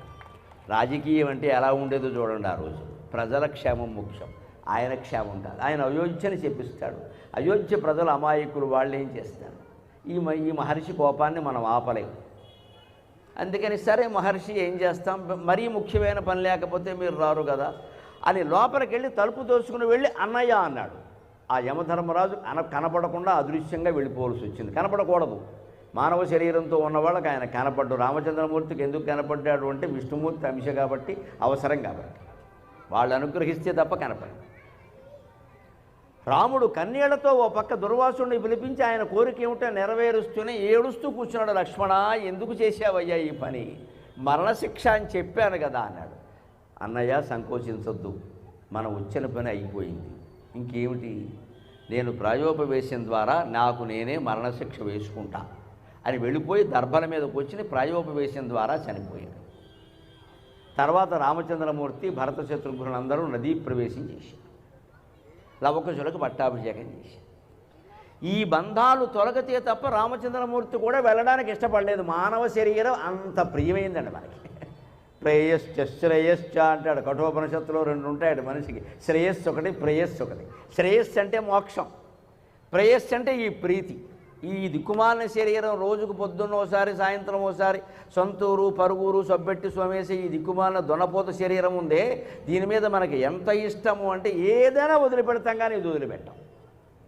పైగా దీనికి ఏదో బంధాలు పెట్టాం, మళ్ళీ భర్తని భార్యని పిల్లలని వల్లకాడని వశనపురం అని ఏదో పెట్టాం. ఇక్కడ దానికోసం కొట్టేసుకుంటాం. ఇక్కడ మా అబ్బాయి నాకు ప్రాణం అండి, అబ్బో మా చిన్న అబ్బాయి వీడి ప్రాణం అయితే వాడు అపానం అవ్వాలి ఖచ్చితంగా అని ఇలా పెట్టేసి ఇవన్నీ ఇలా పెట్టుకున్నాం. ఇవన్నీ వదలాలంటే అనుకోకుండా వదలాలి తప్పితే మనం వదులుచుకోమండి. అందుకే భగవంతుడు వదిలించేస్తాడు. అందుకే దాన్ని వదిలించుకోవడమే ముక్తి, తప్పదు. ఇక్కడ జన్మజ దుఃఖం అన్నాడు. జన్మ కావడం వల్ల ఇవన్నీ వచ్చాయి. శరీరం పొందకపోతే ఈ బంధాలు లేవు, ఈ పెళ్లి లేదు, ఈ పిల్లలు లేరు, ఈ గొడవలు లేవు, ఇవన్నీ లేవు, దీనికి సంబంధించిన అనుమానాలు లేవు, సంపదలు లేవు, సంపాదించడాలు ఏమున్నాయి కనుక. అందుకని జన్మతోనే దుఃఖం వచ్చింది. జన్మతో వచ్చిన దుఃఖాన్ని పోగొట్టగలిగిన వాడు పరమశివుడు ఒక్కడే. జన్మజ దుఃఖ వినాశకలింగం. ఎందుకో తెలుసా? జన్మ రావడానికి కారణం ఎవరండి? మన్మధుడు. స్త్రీ పురుష సంపర్కం వల్లే కదా ఎవరన్నా పుట్టింది, అంతే కదండి. మరి స్త్రీ పురుషుల మధ్యలో ఆకర్షణకి ఈయన బాణాలు వేసేది ఎవరండి? ఇక్కడ జంక్షన్లో కూర్చుని మన్మధుడే. అంటే జన్మకు కారణం మన్మధుడు, కామవాంఛ, అనుమానం లేదు. ఇంకా మృత్యుకి కారణం యమధర్మరాజు, అది కూడా నిజమే కదా. మృత్యుదేవత అంటే ఎవరండి? యమధర్మరాజు. జన్మకు కారణమైన మన్మధుణ్ణి, మృత్యుకి కారణమైన యమధర్మరాజుని ఇద్దరినీ దెబ్బేసేసిన వాడు శివుడు ఒక్కడే పురాణాల ప్రకారం. మన్మధుణ్ణి దహనం చేశాడు. కామదకన కరుణాకరలింగం. మన్మధుణ్ణి దహనం చేశాడు. యమధర్మరాజును గుండెల మీద తనడు, నా భక్తుల జోలికొస్తే తోలు తీసేస్తానని మార్కండేయ కథలో. అంచేతన శివుడు ఒక్కడే జన్మజ దుఃఖ వినాశకలింగం. జన్మకు కారణమైన మన్మధుణ్ణి, మృత్యుకి కారణమైన యమధర్మరాజుని ఇద్దరినీ శాసించిన వాడు శివుడు ఒక్కడే. కాబట్టి శివలింగం ఒక్కటే మనకి జన్మజమైన దుఃఖాలు మొత్తం పోగొట్టగలదు. బ్రహ్మమురారి సురార్చిత లింగం, నిర్మల భాషిత శోభితలింగం, జన్మజ దుఃఖ వినాశకలింగం, తత్ప్రణమామి సదాశివలింగం, దేవముని ప్రవరార్చితలింగం, కామదహన కరుణాకరలింగం, రావణ దర్ప వినాశకలింగం, తత్ప్రణమామి సదాశివలింగం, దేవముని ప్రవరార్చితలింగం. దేవముని అంటే దేవర్షులు, నారదుడు మొదలైన వాడు, అసితుడు, దేవలుడు, వశిష్ఠ మహర్షి, వీళ్ళందరూ కూడా దేవఋషుల కిందకు వస్తారు. దేవమునుడు, అందులో కూడా దేవముని ప్రవరుడు అంటే శ్రేష్ఠుడు అని అర్థం. దేవమునుల్లో కూడా బాగా శ్రేష్ఠులైన వాళ్ళు శివుణ్ణి అర్చిస్తారు. మనలాగే ఆశ్చర్యం ఏమిటంటే ఏదో విగ్రహారాధన ఇప్పుడు వచ్చింది అప్పుడు వచ్చింది అని సృష్టి ప్రారంభం నుంచి ఉందండి. అసలు విగ్రహం లేకుండా ఆరాధన కుదరదండి. నువ్వు ఏ ప్రతీకను మనస్సులో భావించినా సరే నువ్వు విగ్రహారాధన చేస్తున్నట్టే. ఒక ప్రతీక లేకుండా ఎవరు ఏ భావన చేయలేరండి. అసలు ఒక ఆలయం అనేది లేకపోతే, ఒక ఉత్సవం అనేది లేకపోతే మీరందరూ ఇక్కడికి వస్తారండి? లేకుండా ఎలా కుదురుతుంది? అందుకని సృష్టి ప్రారంభం నుంచి ఉంది. అందులోనే ప్రత్యేకించి దేవఋషులందరూ శివలింగాన్ని కమలాలతో అర్చించేవారు, స్వర్ణ కమలాలతో కూడా అర్చించేవారు, మానస సరోవరంలో ఉండే పుష్పాలతో కూడా అర్చించేవారు. దానికి ప్రమాణం ఎక్కడుందో తెలుసా? కాళిదాస మహాకవి రచించిన కుమార సంభవంలో ఉంది. ఆయన కుమార సంభవం ప్రథమ సర్గలోనే హిమవత్ పర్వతాన్ని వర్ణిస్తూ ఒక మాట అంటాడు: సప్తర్షి హస్తాపచితావశేషాన్ అధో వివస్వాన్ పరివర్తమానక. సప్తర్షి హస్తాపచితావశేషాన్ అధో వివస్వాన్ పరివర్తమానక. పద్మాని యస్యాగ్రసరోరుహాణి, పద్మాని యస్యాగ్రసరోరుహాణి ప్రబోధయంతి ఊర్ధ్వముఖైర్మయూఖైః, ప్రబోధయంతి ఊర్ధ్వముఖైర్మయూఖైః. హిమాలయ పర్వతాన్ని వర్ణిస్తూ ఆయన ఒక అపూర్వమైన విషయాన్ని చెబుతాడు. హిమాలయ పర్వతం ఎంత ఎత్తుగా ఉందంటే సూర్యమండలాన్ని దాటి సప్తర్షి మండలం ఉంది. ఆ సప్తర్షి మండలం వరకు వ్యాపించింది హిమాలయ పర్వతం. మన ప్లాస్టిక్ వాడకం కారణంగా, పర్యావరణ కాలుష్యం కారణంగా ఇప్పుడు అది కూడా మరుగుజ్జు పర్వతం అయిపోయింది. మంచు అంతా కరిగిపోయింది, సముద్ర మట్టం పెరుగుతోంది. మంచు కరిగిపోయి సముద్ర మట్టం పెరిగిందంటే పెద్ద ప్రమాదం. ముందు మునిగిపోయేది మా కాకినాడ. మీరు కొంచెం ఆలస్యంగా ఉంటారు. కాకినాడ వాళ్ళం, బందరవాళ్ళు వెళ్ళిపోతారు మొత్తం. హైదరాబాద్ రావడానికి కొంచెం ఆలస్యం. తర్వాత ఖాయమే, ఎలాగైనా తప్పదు కదా. అందుకే మనం ఈ పర్యావరణ కాలుష్యం పట్ల చాలా జాగ్రత్త వహించాలి. పూజలాగే చెయ్యాలి, కానీ వ్యర్థ పదార్థం అనేది ఒక్కటి లేకుండా చెయ్యాలి. అది మనకి ప్రకృతి పట్ల బాధ్యత. ప్రకృతికి అపకారం చేశామంటే ప్రకృతికి పతి అయిన పరమేశ్వరుడు క్షమించడు. భయంకరమైన తుఫాన్లు, సునామీలు రావడం చూస్తూనే ఉన్నాం. నిన్నటి వరకు వానలు కురుస్తూనే ఉన్నాయండి హైదరాబాద్లో. మనం చూడలేదా? కనీసం ఇప్పుడైనా ఆగుతాయని అనుకుందాం. ఎందుకంటే కార్తీక మాసంతో వానలు సరి, కర్ణుడితో భారతం సరే అన్నారు సామెత. కర్ణుడు తర్వాత ఇంకా భారతం లేదు. కర్ణుడు చచ్చిపోయిన తర్వాత దుర్యోధనుడికి ఇంట్రెస్ట్ లేదు. మనకేముంటుంది? వాడిపోయాడు, గదేసుకుని మడుగులో దాక్కుందాం. కర్ణుడు పోయిన తర్వాత ఇంకా భారతంలో కథేం లేదు అక్కడ. అలాగే కార్తీక మాసంతో వానలు సరే. తెలుగు వాళ్ళు ఎంత అద్భుతమైన మేధావులు. దీనికి దానికి ముడిట్టేశారు, మోకాలకి బట్టతలకి ముడేసే రకాలన్నమాట. తక్కువ వాళ్ళం కదండి. ఎక్కడ కర్ణుడు, ఎక్కడ కార్తీక మాసం ముడిట్టేశారండి. కర్ణుడితో భారతం సరి, కార్తీక మాసంతో వానలు సరే. పోనీ ఆ సామెత ప్రకారమైనా కనీసం కార్తీక మాసంతో వానలు ఆగుతాయని అనుకుందాం. ప్రకృతి ఇంత విపరిణామాలు చూపించడానికి కారణం అదే. దానికి వాళ్ళు ఏం చేసేవారో తెలుసా? పువ్వులు ఎప్పుడు కొయ్యాలో, ఎన్ని కొయ్యాలో చెప్పారు అక్కడ. సప్తర్షి హస్తాపచితావశేషాన్. కశ్యపాత్రిజమదగ్ని భరద్వాజ గౌతమ విశ్వామిత్ర వశిష్ఠ మహర్షులు 7 ప్రతి యుగానికి మారతారు. ఆ యుగంలో ఎవరుంటే వాళ్ళు. అందుకే సప్తర్షి అంట. హస్తాపచిత వాళ్ళు మానస సరోవరంలో ఉండే పుష్పాలు కోశారట. అంటే మానస సరోవరం ఎక్కడ ఉంది? యాత్రకు వెళ్ళిన వాళ్ళకి బాగా తెలుసు. శారదామ యాత్రకు వెళ్ళిన వాడికి హిమాలయ పర్వతాల్లోనే ఉంది కదా. సప్తర్షి మండలం ఎక్కడుంది? సూర్యమండలం కంటే పైన ఉంది. అందుకే సప్తర్షులు మనకి చిన్న చిన్న చుక్కల్లా కనపడతారు. సూర్యుడు కనపడినట్టుగా కనపడరు, పగలు అసలే కనపడరు. రాత్రి కూడా ఏదో మంచం కోళ్ళ 4 పక్కన 3 ఉంటాయి. అరుంధతిని చూపించమంటే పక్కనే మినుకు మంటుందండి. పురోహితుడు కూడా ఏమంటాడు? కనపడిందా? కనపడుతుంది. ఆయనకి ఇంకో ఖాతా ఉంది, ఆయన గొడవ అయింది. అప్పుడు కన్యాదాత ఉంటాడు అక్కడ. ఆయన ఏమంటాడు? అరుంధతి కనపడలేదు కానీ 6 లక్షల అప్పు కనపడింది అంటాడు. సరే కానీ అంటాడు. ఎవడు గొడవ వాడు. అరుంధతి కోసం కూర్చుంటే ఇవన్నీ ఆగుతాయా? అందుకని అరుంధతిని చూపిస్తారు. సప్తర్షి మండలం ఎక్కడుంది? సూర్యమండలానికి పైన ఉంది. కానీ హిమాలయ పర్వతం ఎంత ఉన్నతమైంది అంటే సప్తర్షులు మానస సరోవరం ఉండే పుష్పాలు ఇలా చేత్తో కోసుకుంటారట. వాళ్ళ మండలానికి దగ్గరగా లేకపోతే వాళ్ళు కోసుకోలేరుగా. సప్తర్షి హస్తాపచితావశేషాన్. వాళ్ళు కోసేయగా కొన్ని పువ్వులు మిగిలేయట. పైగా ఏమన్నాడు కాళిదాసు చాలా చాతుర్యంగా, హస్త అపచిత, చేత్తో కోసారని చెబుతున్నాడు. అంటే అర్థం ఏంటో తెలుసమ్మా, పువ్వులు కోసేటప్పుడు 5 పువ్వులు ఉంచి కొయ్యకండి, చాలా పుణ్యం చేసుకున్నవాళ్ళు. దొరికింది కదా అని దూసేయకండి మొత్తం అంతా. హస్త అపచిత, చేతికి ఎన్ని వేళ్ళున్నా 5, అంచేది ఏ మొక్కకైనా 5 పువ్వులు మించి కొయ్యకూడదు. అంతకంటే ఎక్కువ కోసామంటే పర్యావరణానికి దేవుడికి కూడా హాని చేస్తున్నట్టే. ఇలా దూసేయడం, అందులో మన మొక్క అయితే వేరు, వేరే వాళ్ళ మొక్క అయితే ముందే దూసేస్తాం. హైదరాబాదులో అయితే పూల దొంగలు బాగా ఎక్కువ. తెల్లారగట్ట 4ంటికి సంచేసుకు బయలుదేరతాడు. ఇక్కడ ఉద్యోగంలో రిటైర్ అయ్యాడు కానీ ఈ దొంగతనంలో రిటైర్ అవలా. బయలుదేరిపోయి మొత్తం అలా పక్కింటి వాళ్ళవన్నీ కోసేస్తాడు. ఆయన ఇంట్లో బాగానే ఉంటాయి. కోసేసి పైగా ఏం వ్యాఖ్యానం చేస్తారంటే వాళ్ళకి పుణ్యం వస్తుందని విపరీత వ్యాఖ్యానం అంటారు. వాళ్ళకి పుణ్యం వచ్చేది వాళ్ళు చూసుకుంటారు, నువ్వేంటి చూసేది ఇక్కడ. పూలు దొంగతనం చేసిన వాడు తర్వాత జన్మలో బల్లే పుడతాడు ఉందండి గరుడ పురాణం చూసుకోండి. బల్లే పుడతాడు, తర్వాత పిచ్చి పిచ్చి వేషాలు అయ్యింది. మన దొడ్లో ఉంటే కొయ్యాలి, లేకపోతే మానేయాలి. నువ్వు మొక్కుకోవడమే మానేయి. ఎందుకు మొక్కున్నావు? 1,00,000 పూలు 1,00,00,000 పూలు ఏమైనా సరదానా? దేవుళ్ళు కూడా మొత్తం కమ్మేయడానికే. కొయ్యకూడదు అలా. హస్తాపచితావశేషాన్, వాళ్ళు 5 పూలు మించి కోసేవారు కాదు సప్తఋషులు. వాళ్ళకంటే గొప్పవాళ్ళం మనం ఇక్కడ. వాళ్ళు అలాగో 3, 4, 5 అని కూడా ఆయన చేతికి దొరికిన ఊరికే అలాగా తీసుకుని అది కూడా శివార్చన చెయ్యాలి. కాబట్టి ఏదో పత్రం పుష్పం ఫలం తోయం అంటాం కదా, మరి అందుకని చెయ్యాలి కాబట్టి అంతే, లేత కోసేవాళ్ళు కాదు. ఆ మిగిలిన పువ్వులు మొగ్గల దశలో ఉండగా వదిలేసేవారు అలాగా. వాటి సూర్యుడు వికసింపజేస్తున్నట్ట. ఎలాగా?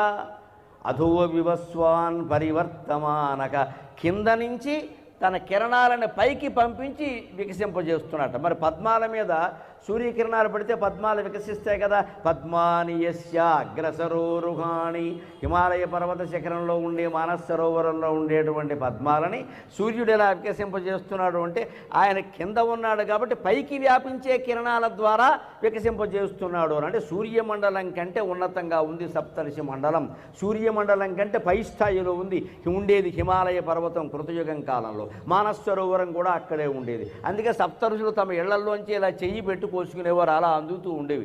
ఏదైనా పెద్ద మొక్క మన డాబా మీద కంటే ఎదిగింది అనుకోండి, మనం డాబా మీద కొంచెం పూలు కోసుకుంటాంగా, అలాగే.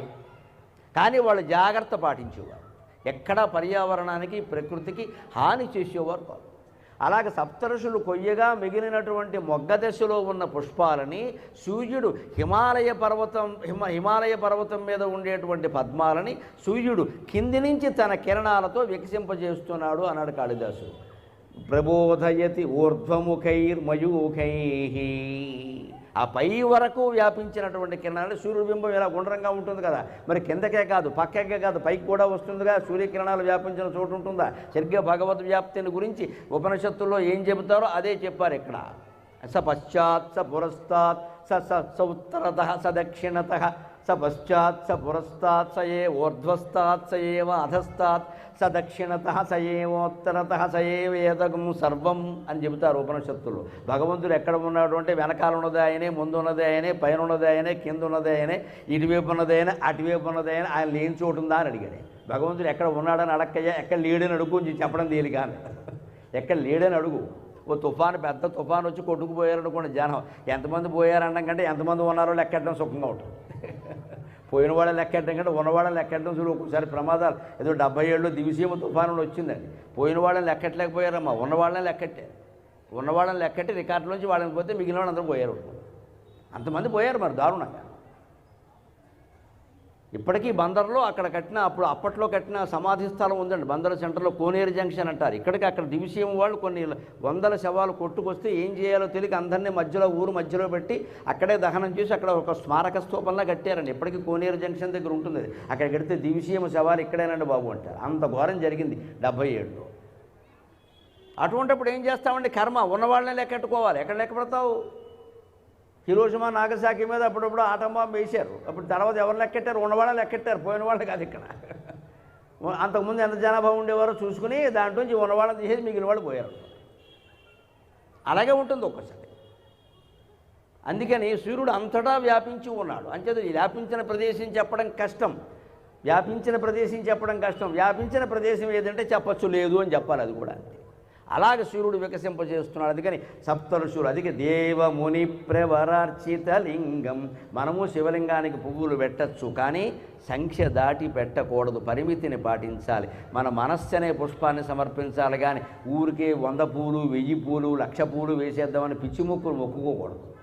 పర్యావరణం పాడైపోతుంది. ఎప్పుడు మీ ఇంట్లో మీ ఇంటి ముందు కానీ వెనక కానీ పూలతోట ఉందనుకోండి, మీరు మీకు కాదమ్మా, వీధి అంతటికి మేలు చేస్తున్నట్టు లెక్క. గాలి కలుషితం కాకుండా ఉంటుంది. మనం ఎందుకు చేయాలని ఆలోచించకూడదు. వీధిలో ఉంటున్నాం కదా, మన ఇంటి ముందు పూలతోట ఉంటే అది అలాగే ఉంటే వీధిలో వెళ్ళే వాళ్ళందరూ ఆజ్ఞానిస్తారండి, ఆనందిస్తారు. వాయువుని, కలుషిత వాయువుని నివారించాలంటే పూలతోటలు పెంచాలి. అక్కడి నుంచి వచ్చే సుగంధం ఈ దుర్గంధాన్ని హరిస్తుంది. మన సొంతం కోసమైనా ఎంతసేపు ఇక్కడ కోసేయడం మోసేయడం, కోసేయడం మోసేయడం. ఊళ్ళో ఉంటే అందరికీ, వీధిలో ఉంటే అందరికీ ఉపయోగపడతాయి. కోసేసేవనుకో 2 నిమిషాల్లో దాని ప్రాణం పోయింది. అక్కడ పెట్టావు ఏమో, తర్వాత వాడిపోయింది, వెంటనే వాడిపోయింది కదా, ఇంక నువ్వేం చేస్తే. దేవముని ప్రవరార్చితలింగం కామదహన కరుణాకరలింగం. కాముణ్ణి దహించినటువంటి లింగం కరుణాకర లింగం అన్నాడు. ఇది విచిత్రం. దయగలిగితే దహనం ఎలా చేస్తారండి? దహనకాండ చేసేవాడికి దయ ఉంటుందా? కాముణ్ణి దహించేట. కానీ శంకరాచార్య స్వామి ఏమంటారంటే కరుణాకర లింగం అంటారు. ఈ కరుణాకర ఎవరు ఇక్కడ? ఆయన కాముణ్ణి దహించడంలో కూడా కరుణ ఉంది. ఎందుకు అంటే మన్మధుణ్ణి నిజంగా దహనం చేయలేదు ఆయన. మన్మధుడనే మనిషిని దహనం చెయ్యలేదు. మన్మధుడనే మనిషి ఎక్కడా లేడు నిజానికి. మన్మథతి ఇది మన్మథక. మనస్సును మధించే పిచ్చి కామవాంఛ ఉంటుంది, దాన్ని మన్మధుడు అంటారు. అది భావనాత్మకం. మన్మధుడు ఒక ఐడియల్ గాడ్, రియల్ గాడ్ కాదు. పైగా ఆయన కామవాంఛకి ప్రతీక. యువతరంలో చాలామందికి తెలియక ప్రేమకి ప్రతీక అండి. ప్రేమకి ప్రతీక మన్మధుడు కాదమ్మా. ప్రేమకి ప్రతీక సీతారాములు, పార్వతీ పరమేశ్వరుడు. ప్రేమ అంటే అది. మన్మధుడు కామవాంఛకి ప్రతీక. కామదేవుణ్ణి దహించాడు శివుడు, ప్రేమదేవుణ్ణి కాదండి. అందుకే ఎందుకు దహించాల్సి వచ్చింది? ఆయన తపస్సు చేసుకుంటూ ఉంటే దక్షిణామూర్తి రూపంలో మొదటి భార్య సతీదేవి దగ్ధమైపోయాక ఇంకెందుకు ఈ గొడవ, ఆడాళ్ళన్నాక ఇలాగే ఉంటారు, చెప్పిన మాట వినరు, పేక మీదకి తెచ్చుకుంటారు. ఇది శివుడు మాట అండి, నా మాట కాదు. మనకు ఆడాళ్ళ ఓట్లు కూడా అవసరం. అంచేత ఎలాగే ఉంటారని పాపం అనుకున్నాడు ఆయన. అంతే కదా, ఆవిడ విందా మరి చెప్పిన మాట వింటే భార్య ఎలా అవుతుందండి? వద్దమ్మా, మీ నాన్నగారైనా సరే పిలవని పేరంటానికి వెళ్ళకు. అబ్బే నీకేం తెలుసు, మా నాన్నకి నేనంటే చాలా ప్రేమ. అంత ప్రేమ అయితే పిలవాలిగా. అబ్బే చెప్తే వినరు. వద్దు అంటే అబ్బే కుదరదు, వెళ్ళిపోయింది ఈవిడ. ఎందుకని? దేవలోకంలో విమానాలు అలా పైన ఎడుతున్నాయి. ఒక్కో విమానంలో ఇంద్రుడు, చంద్రుడు, వసంతుడు, కంతుడు, జయంతుడు, ఇవి మొత్తం ఈ యాత్రికులంతా బయలుదేరారు అక్కడ. ఈవిడికి మనసులో బాధ వచ్చేసింది. అందరూ ఎడుతున్నారు మా ఇంటికి, నేను అడగలేదు. మా నాన్న పిలవలేదు. మా నాన్న ఇప్పుడు ఏం చేస్తావు? ఫోన్ చేస్తావా? తిక్కంటే ఇదే. తిక్కొచ్చిందంటే దేవతలు మనుషులు అవుతారు, తిక్క తీరిందంటే మనుషులు దేవతలు అవుతారు. లెక్క అని తిక్క రాకుండా చూసుకోవాలి. తిక్క రాకపోతే మన మనుషులను దేవతలు అవుతారు. తిక్క వచ్చింది అనుకోండి, దేవుడు కూడా దెయ్యం అవుతాడు. తిక్క ఇది. నేను అలాగైనా పెడతానంది. వద్దంటే వినలేదు. అక్కడికి ఎందుకైనా మంచిదని వెనకాల భట్టుని పంపించాడు. నువ్వు కూడా వెళ్ళి ఇప్పుడు సంగతి నాకు తెలుసు.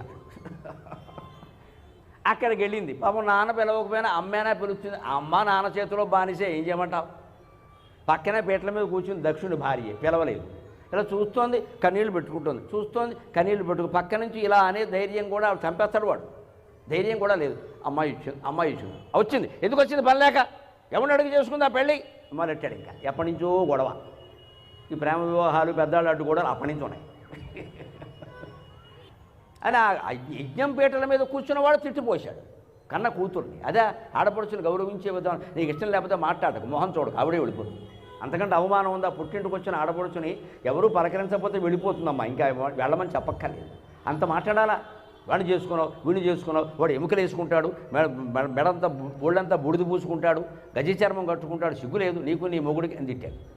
పాపం అమ్మవారు ఆవిడని తిట్టినా భరించగలిగింది, కానీ భర్తను ఒక మాట అంటే భరించలేకపోయింది. ఇదే మానవ ప్రవృత్తిలో, దైవ ప్రవృత్తిలో ఎక్కడైనా విశేషం. భర్త అంటే అంత ప్రేమ ఉంది, కానీ ఆయన చెప్పినట్టు వినలేదు. ఇదే దేవరహస్యం అంటే.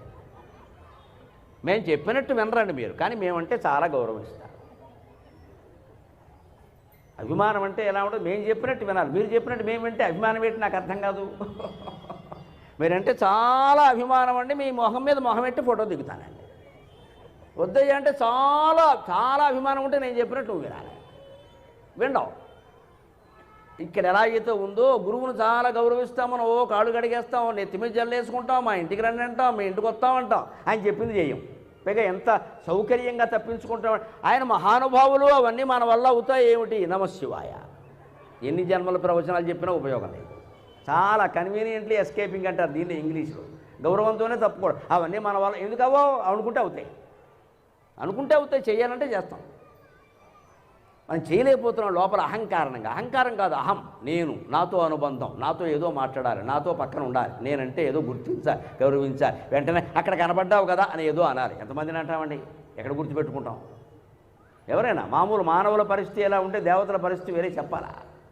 అంచేది అమ్మవారైనా ఆయన చెప్పినట్టు వినలేదు, కానీ ఆయన ఒక మాట అనేసరికి మాత్రం కోపం వచ్చేసింది. వెంటనే కుడికాయలు బొట్టన వేలు గీసింది, అగ్ని వచ్చింది, ఆ యోగాగ్నిలో దగ్ధం అయిపోయింది. అందుకే అప్పటి నుంచి ఆడవాళ్ళని బొట్టన వేలు నేల మీద గీయొద్దన్నారు. మనం రాస్తే ఏమీ పుట్టదమ్మా, అప్పు కూడా పుట్టదు.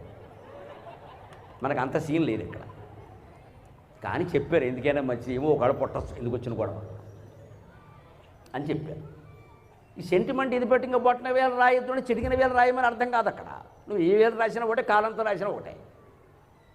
విషయం ఏమిటంటే అక్కడ అటువంటి పరిస్థితి తెచ్చుకోవద్దు జీవితంలో. పిలవని పేరంటానికి పుట్టింటికి కూడా వెళ్ళకూడదు, ఎంత దగ్గర వాళ్ళైనా వెళ్ళకూడదు, అది లెక్క. వెళ్ళినా మన పని చూసుకుని వచ్చేయాలి. వాళ్ళు ఉండమంటే ఇంకొక పూట ఉండొచ్చు. వాళ్ళు ఎవరు అనకుండానే ఏమిటో మీ ఇల్లు బాగుంది, మీ ఇల్లు బాగుంది అని ఉండకూడదు. మన్నాడు ఇచ్చే కాఫీ ఎవరు ఇస్తే పంచదార ఎందుకు వచ్చిన గొడవ? మన పని చూసుకుని వచ్చేసేదానికి. జీవితం అంటే ఇంత, ఎప్పటికప్పుడు తెముల్చుకో తెముల్చుకో తెముల్చుకో. ఇది లేకపోతే ఇబ్బందులు పడతాం ఖచ్చితంగా. అందుకే దేవముని ప్రవరాచ్యుతలింగం కామదహన అన్నప్పుడు ఈ రకమైన ఆ రకమైన పాప ఆయన కూర్చున్నాక, ఆ భార్య చనిపోయాక ఆయన ఇంక పెళ్ళొద్దని కూర్చున్నాడు. ఎవడైనా అంతే అనుకుంటాడు. అప్పుడు ఈవిడ మళ్ళీ జన్మలో పార్వతీదేవి పుట్టింది. ఆవిడ సరిగ్గా హిమాలయ పర్వతాల్లో దక్షిణామూర్తి రూపంలో తపస్సు చేసుకుంటూ ఉంటే, మౌన వ్యాఖ్య ప్రకటిత పరబ్రహ్మతత్వం యువానం అన్నట్టుగా కూర్చుంటే, ఆయన యువకుడిలాగా అక్కడ కూర్చుని ఉంటే, ఋషులందరూ ఆయన దగ్గరికి ఏదో సందేహాలకు వస్తుంటే, ఈయన ఏం మాట్లాడలేదుట, వాళ్ళు ఏం రాసుకోలేదు, సందేహాలన్నీ తీరిపోయాట. అదే దక్షిణామూర్తి అంటే, మౌనంలోనే. ఆ స్థితిలో ఆయన తపస్సులో ఉండగా ఈ పార్వతీదేవిని సేవలకు పెట్టాడు. ఈవిడ నెమ్మదిగా ఆవిడ సేవ చేస్తుంటే, ఓ రోజున ఎప్పుడో ఆవిడ 4 పువ్వులు తెచ్చి ఈయన చేతిలో పెడుతుంటే ఈయన మనస్సు చెలించింది.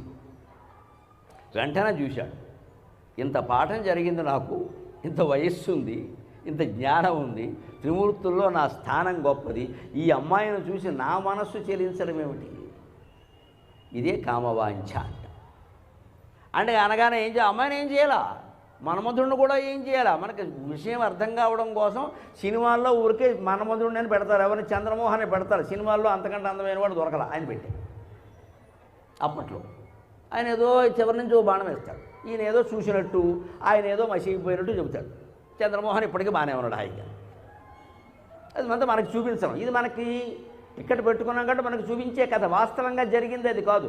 శివుడు కళ్ళు మూసుకుని తన మనస్సులో పుట్టిన కామ వాంఛని దహించాడు. అది కామదహనం అంటే అర్థం. మనమేనా అంతే. పరస్త్రీ పట్ల కానీ పరపురుషుని పట్ల కానీ పొరపాటున వాంఛ కలిగింది అంటే ఊరికే చెప్పొద్దు, ప్రచారం చేయొద్దు, ఫోన్ తీయొద్దు, ఫోన్ చేయొద్దు. ముఖ్యంగా ఫోన్ చాలా ప్రమాదం. దగ్గరికి వెళ్ళిపోవడం, నెంబర్ అడగడం, ఇవన్నీ పిచ్చి పిచ్చి పనులు చేయకూడదు.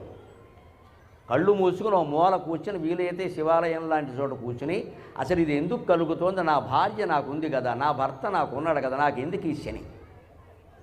ఈ ఉన్నది సరిపోదా? ఇదేమైనా బావుడు చచ్చింది కనుక అది ఎంతకంటే బాగుండడానికి. ఇదే కామదహనం అంటే. శివుడు చేసిన పని అదే. అందుకని ఇక్కడి నుంచి ఏదో వచ్చేసి ఏదో అయిపోవడం మనకు పౌరాణికంగా చెప్పే కథ. మనకు విషయం అర్థం కావాలి కదా. అందుకే 3వ కన్ను తెరిచాడు అన్నారు. 3వ కన్ను అంటే జ్ఞాననేత్రం ఇక్కడ ఉంటుంది భూమధ్యంలో. అంటే జ్ఞాననేత్రంతో ఆలోచించు, 2 కళ్ళతో ఆలోచించుకో. అన్ని ప్రపంచం అంతా అలాగే కనపడుతుంది ఆకర్షణీయంగా. జ్ఞానంతో ఆలోచిస్తే ప్రపంచంలో ఆకర్షణ ఏమీ లేదని అర్థం.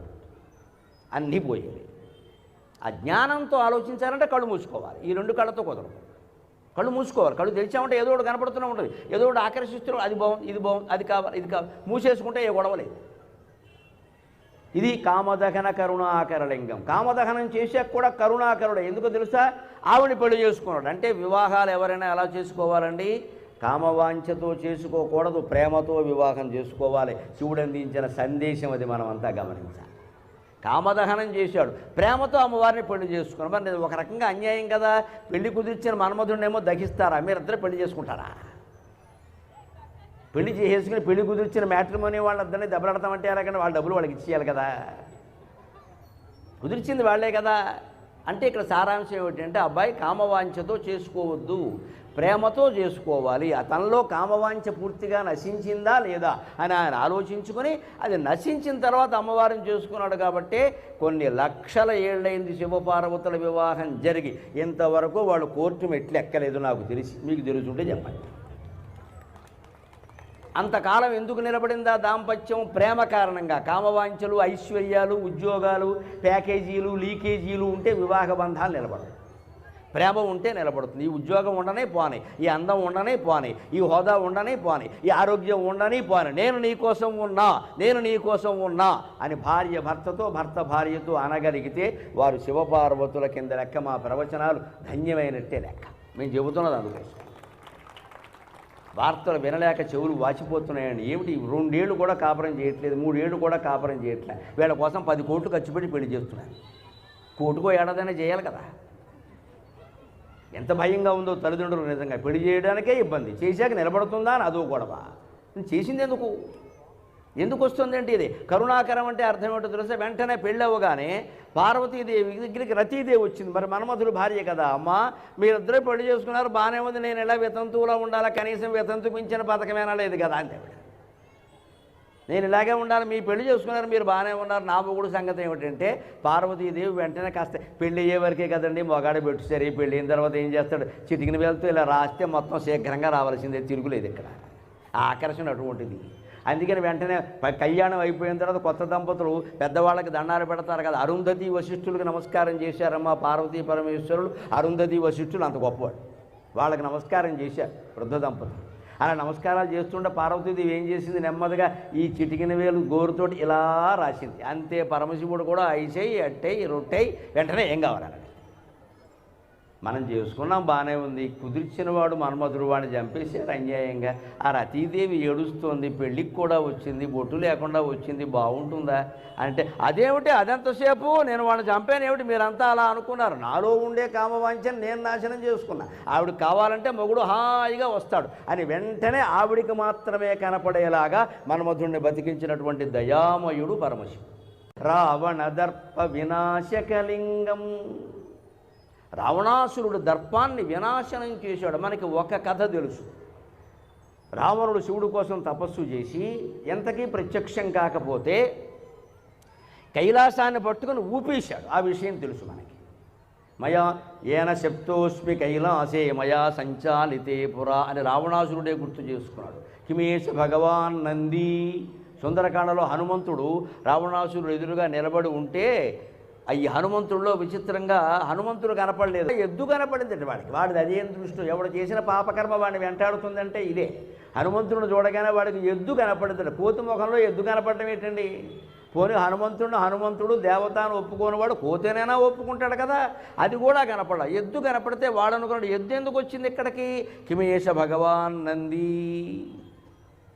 ఏన శప్తోస్మి కైలాసే మయా సంచాలితే పురా. పూర్వం నేను కైలాసాన్ని ఊపేసినప్పుడు నందీశ్వరుడు నన్ను శపించాడు కదా. నేను కోతి ముఖం వాడా అని తిట్టాను వాడిని, కోతులే నిన్ను సంహారం చేస్తాయిరా అన్నాడు. ఇప్పుడు ఎందుకో నాకు ఈ కోతులు ఆ నందీశ్వరుడే కనపడుతున్నాడు అన్నాడు. మన పాపం మనం ఎలా అనుభవిస్తామంటే ఇలాగే. సుందరకాండలో వాల్మీకి చెప్పి లోపల నుంచి జ్ఞాపక రూపంలో తన్నుకొస్తుంది ఇక్కడ. ఎవరినో మనం బండి వేసుకెళ్ళి అడ్డంగా గుద్దీసామనుకోండి, వాడు కాలు విరిగింది, మనం పట్టించుకోకుండా వెళ్ళిపోయాము. తర్వాత 10 రోజుల్లో ఏం జరుగుతుందో తెలుసా? ఓ దున్నపోత అడ్డంగా వస్తుంది. ఆ దున్నపోతలో ఈ పోయినవాడే కనపడతాడు మనకి, కాలు విరిగింది వచ్చి మనం శుభ్రంగా కొమ్ములతో పైకి లేపేస్తుంది. మరి వాడిని గుద్దీసావు కదా, వైద్యం చేయించలేదు కనీసం బాధ్యత లేకుండా. మంచి డబ్బున్నవాడు కొడుకును కదా, రాజకీయ నాయకుడు కొడుకును కదా అని పారిపోయావు. మరి దేవుడు ఊరుకోడు కదా, ప్రభుత్వాలు ఊరుకున్నా. అందుకని ఇంకోసారి జరిగి తీరుతుంది. అప్పుడు సరిగ్గా ఏమవుతుందంటే ఏ దున్నపోతో మనకు అడ్డం వచ్చినప్పుడు ఆ దున్నపోతులో ఆ బండి గుద్దేయడం వల్ల ఇబ్బంది పడినవాడు ఉన్నాడే ఆ వాడే కనపడతాడు. చేసిన పాపం అదే మనం పీడిస్తుంది. అంటే చేసే ముందే ఆలోచించుకోవాలి, తర్వాత పరిష్కారం కాదు ఇక్కడ. అంత వేగంతో వెళ్ళమని కూడా చెప్పాడు. అలాగే రావణాసురుడికి నంది కనపడ్డాడు. అలాగా కైలాసాన్ని సంచారతం చేసిన కథ మనకి తెలుసు. కానీ ఈయన దర్ప వినాశనం ఏమిటండి? రావణాసురుడికి ఎంత దర్పం ఉండేదో తెలుసా? మామూలు దర్పం కాదండి. వాడు సమాధానాలు కూడా మామూలుగా చెప్పేవాడు కాదు. బుర్ర అదిరిపోయే సమాధానాలు చెప్పేవాడు. ఎవరన్నా అడిగితే నీకు 20 చేతులు ఎందుకు వచ్చాయి, 10 తలలు ఎందుకు వచ్చాయంటే వాడు చెప్పే సమాధానాలు విచిత్రంగా ఉండేవాడు. మురారి అనర్ఘరాఘవ మహాకావ్యంలో చెబుతాడు వాడి సమాధానాలు ఎలా ఉంటాయో. ఓ పెద్ద మనిషి ప్రశ్నించేట రావణాసురుడు, ఏమిటి నీకు 10 తలకాయలు ఎందుకు ఉన్నాయన్నట్ట. ఏదో చెప్పాలి కదా. వాడు ఏం చెప్పాడో తెలుసా?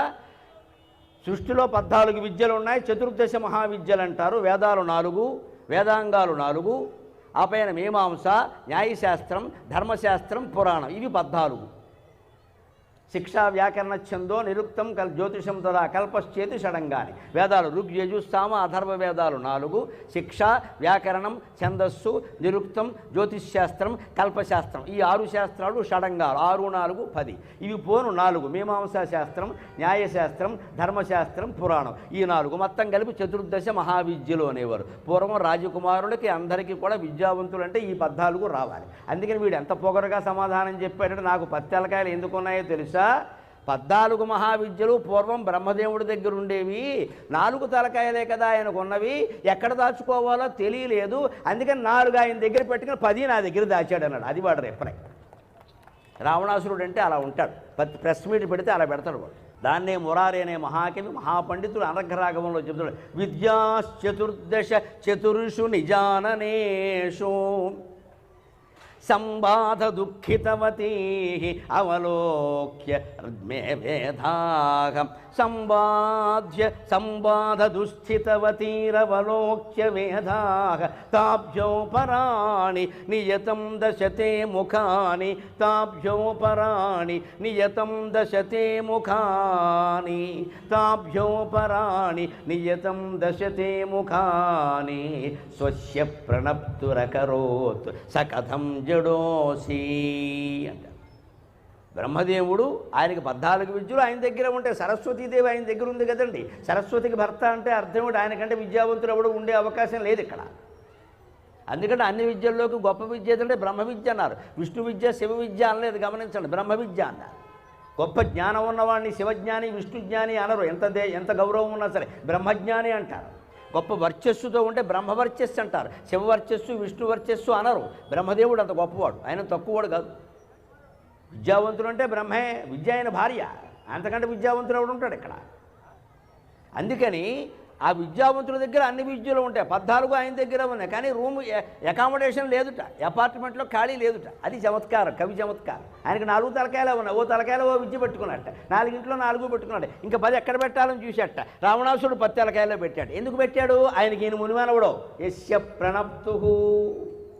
బ్రహ్మదేవుడికి సాక్షాత్తు రావణాసురుడు మునిమానవుడు. అందుకే నారదుడు కనపడగానే తాత అనేవాడు. మీకు రామాయణ సినిమాల్లో ఎక్కడైనా చూడండి, తాత తాత అంటాడు. నారదుడు తాత ఏమిటి? ఆయన బ్రహ్మచారి. బ్రహ్మదేవునికి ప్రజాపతులందరూ పుట్టారు. కశ్యప ప్రజాపతి, మరీచి ప్రజాపతి, కర్దమ ప్రజాపతి వంటి వారు.